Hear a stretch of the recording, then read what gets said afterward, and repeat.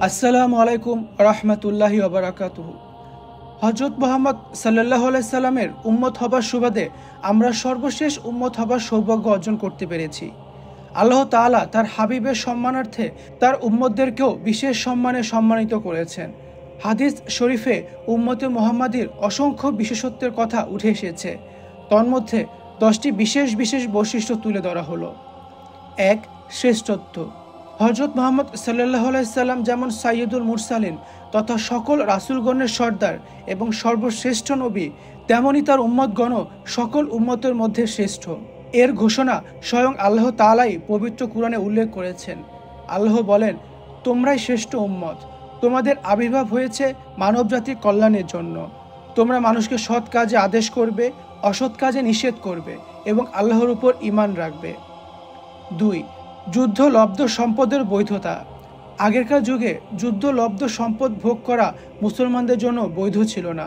যুদ্ধে যেসব সম্পদ অর্জিত হতো তা একত্রিত করা হতো এবং আসমান থেকে আগুন এসে তা ভস্ম করে দিত। এটিই ছিল যুদ্ধ কবুল হওয়ার নিদর্শন। তবে বিশেষভাবে উম্মতে মুহাম্মাদির জন্য আল্লাহ তাআলা যুদ্ধলব্ধ সম্পদ ভোগ করাকে বৈধ করে দিয়েছেন।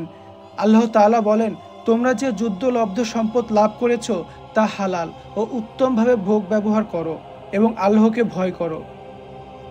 3. পুরো পৃথিবী নামাজের স্থান হিসেবে স্বীকৃতি।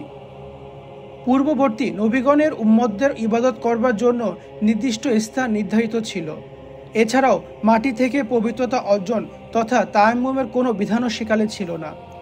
কিন্তু রাসূলুল্লাহ সাল্লাল্লাহু আলাইহি সাল্লামের উম্মতদের জন্য আল্লাহ তাআলা পুরো পৃথিবীকেই নামাজের স্থান বানিয়ে দিয়েছেন এবং যে কোনো মাটি জাতীয় বস্তু থেকে তায়াম্মুম করে পবিত্রতা অর্জন করার অনুমোদন দিয়েছেন। রাসূল সাল্লাল্লাহু আলাইহি সাল্লাম ইরশাদ করেন, গোটা জমিন আমার জন্য নামাজ আদায় ও পবিত্রতা অর্জনের উপায় করা হয়েছে। কাজেই আমার উম্মতের যে কেউ যেখানেই নামাজের সময় হয় সেখানেই যেন নামাজ আদায় করে নেয়। 4. বিধানবলী সহজকরণ। আগেরকার উম্মতদের চেয়ে উম্মতে মুহাম্মাদির জন্য ইসলামের বিধান মেনে চলাকে সহজ করা হয়েছে। অন্যান্য উম্মতের ওপর নিষিদ্ধ ছিল এমন অনেক বিষয় আল্লাহ আমাদের জন্য জায়েজ করে দিয়েছেন। অসাধ্য কোনো বিধান ইসলামে নেই। আল্লাহ তাআলা বলেন, দিনের ব্যাপারে তোমাদের ওপর কোনো কঠোরতা আরোপ করা হয়নি। 5. জুমার দিনের নিয়ামত। জুমার দিন হচ্ছে সপ্তাহের সবচেয়ে ফজিলতপূর্ণ ও বরকতময় দিন। হযরত আবু হুরায়রা রাদিয়াল্লাহু তাআলা আনহু থেকে বর্ণিত, নবীজি সাল্লাল্লাহু আলাইহি সাল্লাম বলেছেন, পৃথিবীর যত দিন সূর্য উদিত হবে তার মধ্যে শ্রেষ্ঠ হলো শুক্রবার। হাদিস শরীফে এই দিনটিকে সাপ্তাহিক ঈদের দিন বলেও আখ্যায়িত করা হয়েছে। জুমার দিন উম্মতে মুহাম্মাদির জন্য বিশেষ পুরস্কার স্বরূপ। হযরত আবু হুরায়রা রাদিয়াল্লাহু তাআলা আনহু বর্ণনা করেন, নবীজি সাল্লাল্লাহু আলাইহি সাল্লাম বলেন, আমাদের পূর্ববর্তী উম্মতকে জুমার দিন সম্পর্কে আল্লাহ তাআলা অজ্ঞ রেখেছেন। ইহুদিদের ফজিলতপূর্ণ দিবস ছিল শনিবার, খ্রিস্টানদের ছিল রোববার। অতঃপর আল্লাহ তাআলা আমাদেরকে দুনিয়ায় পাঠালেন এবং জুমার দিনের ফজিলত দান করলেন। 6.